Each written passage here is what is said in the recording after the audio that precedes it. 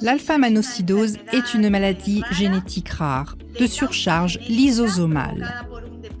Le diagnostic est initialement suggéré par un examen des oligosaccharides à partir des urines ou du sang, puis confirmé par un examen enzymatique ou génétique.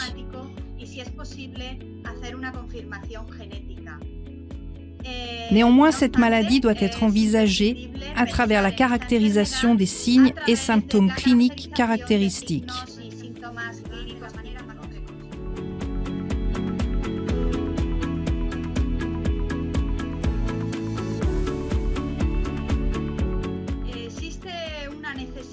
Les professionnels impliqués dans le diagnostic de cette maladie doivent être en mesure de la détecter le plus tôt possible.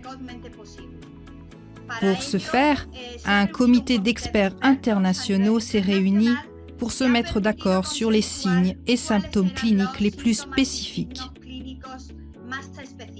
2 algorithmes ont été établis. Un pour l'âge pédiatrique, ou les enfants de moins de 10 ans, et un autre pour les patients plus âgés ou adultes.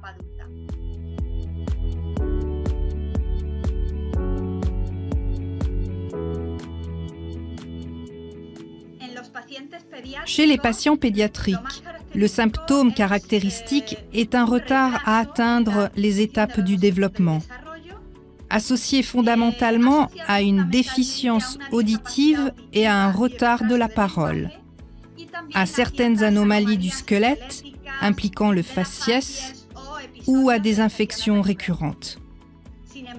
Néanmoins, chez les patients âgés ou adultes, on observe une régression neurologique cognitive ou motrice, souvent associée à des événements psychiatriques, dont des épisodes psychotiques aigus. Il est donc important à ce stade de rechercher dans les antécédents médicaux personnels pour voir quelles caractéristiques cliniques ont été observées pendant l'enfance.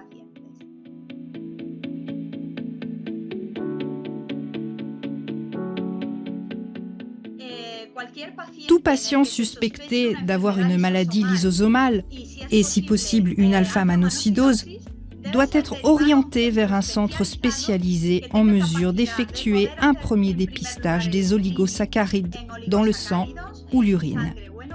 Et ensuite, soit une étude enzymatique, soit, si possible, une analyse moléculaire pour confirmer la maladie.